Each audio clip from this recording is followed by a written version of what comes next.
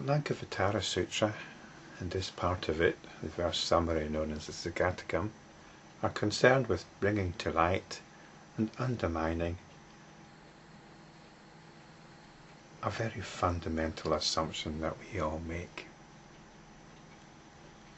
And that assumption is that there's an external world, an external objective world. And as if upon a stage, there's an individual here wandering around doing its stuff. So the next verse, verse 433, gives some indication of how this illusion arises. The Citta dances like a dancer. The Manas resembles a jester. The Mano Vijnana, together with the 5 Vijnanas, create an objective world which is like a stage. So hopefully you're familiar with these terms. They've been referred to quite a lot, but I'll cover them briefly anyway. The Citta dances like a dancer. Now Citta here is spelt with a capital C. It's got various shades of meaning, but in this text it not only refers to pure mind which, as enlightenment practitioners, we want to keep coming back to as often as possible. And I think the assumption is usually that this mind is still, it's tranquil, it's free. In this verse we're being told it dances like a dancer.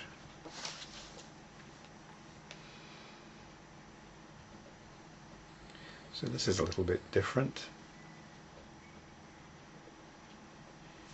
It moves to and fro. That's what dancers do. They move up and down, to and fro, round and round.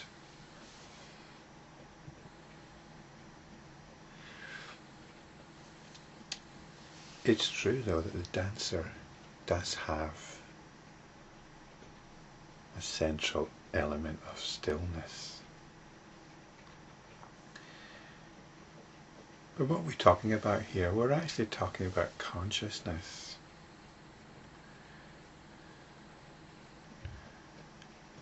And consciousness itself is something that comes and goes. It's something that varies, it changes. We can be asleep or we can be awake. Consciousness still operates when we're asleep.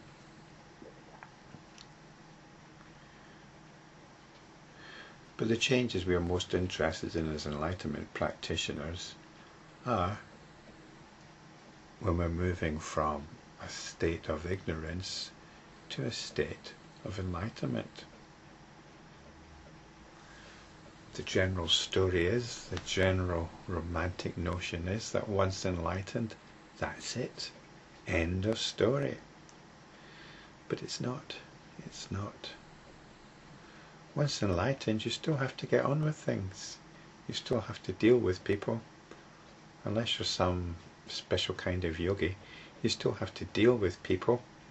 You still have to sort out your food, your basic survival necessities. You might have relations to deal with, relatives. You might have the pressures of a job still to contend with. All these things demand attention.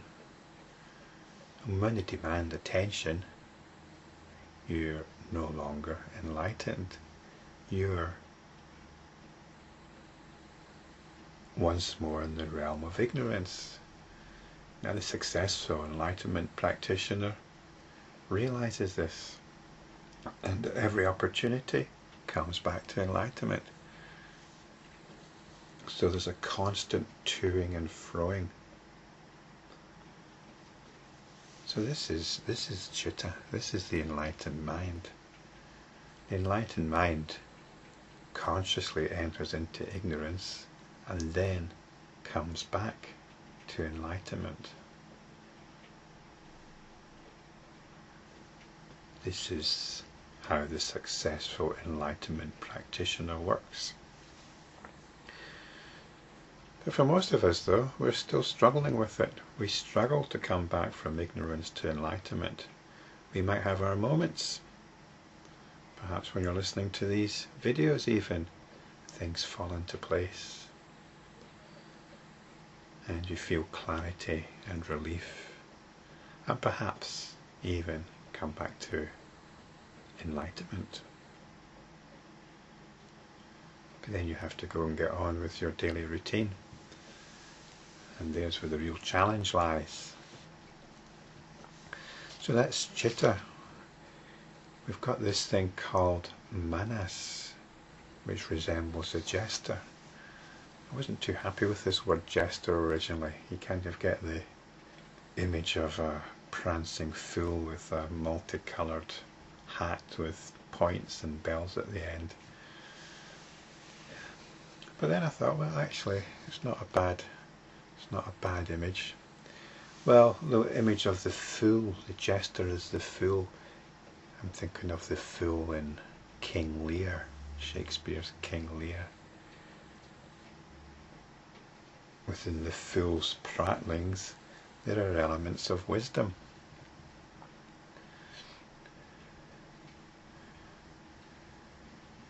And the fool seeks to get beneath the king's bluster and point him in a more sensible direction.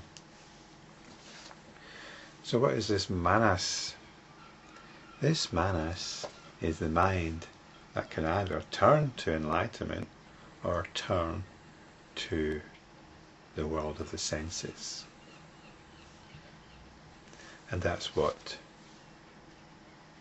the Mano vijnana represents with the 5 Vijnanas. This represents the world of the senses and the world of our thoughts as well. They're regarded as the same thing, the world of our thoughts and the world of the senses. They are what constitute the objective world.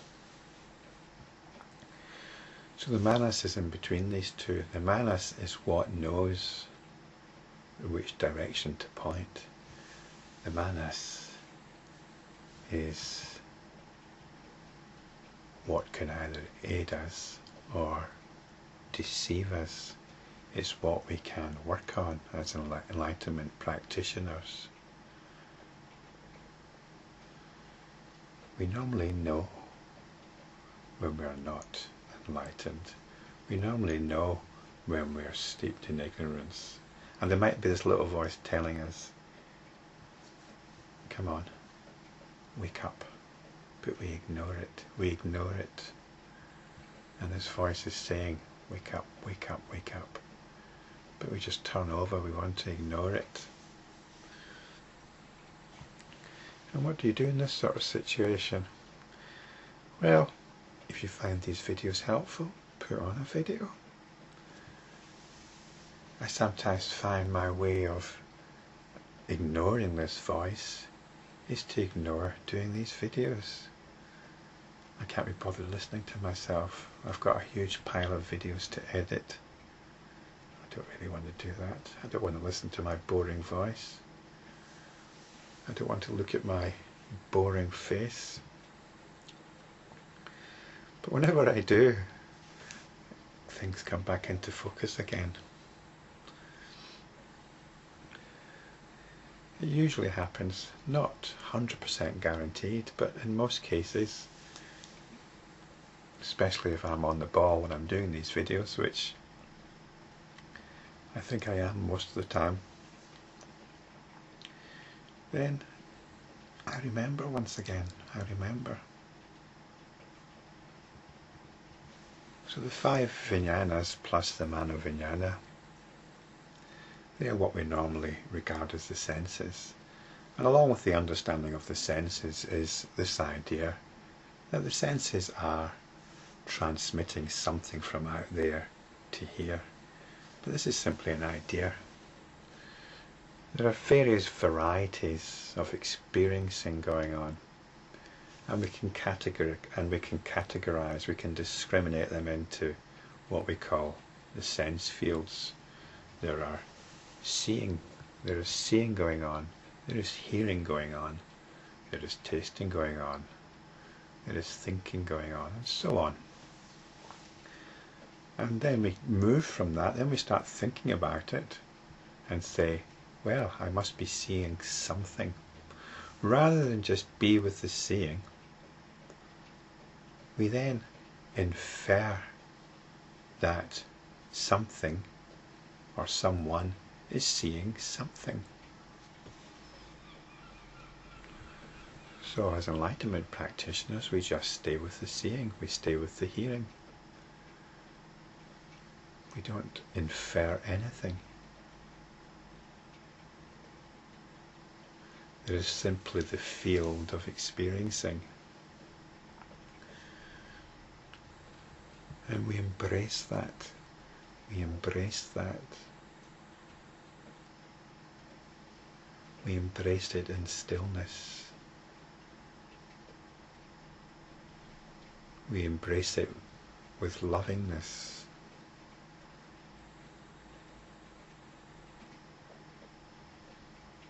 And in this way we come back to our essential sense of being, the stillness of Citta.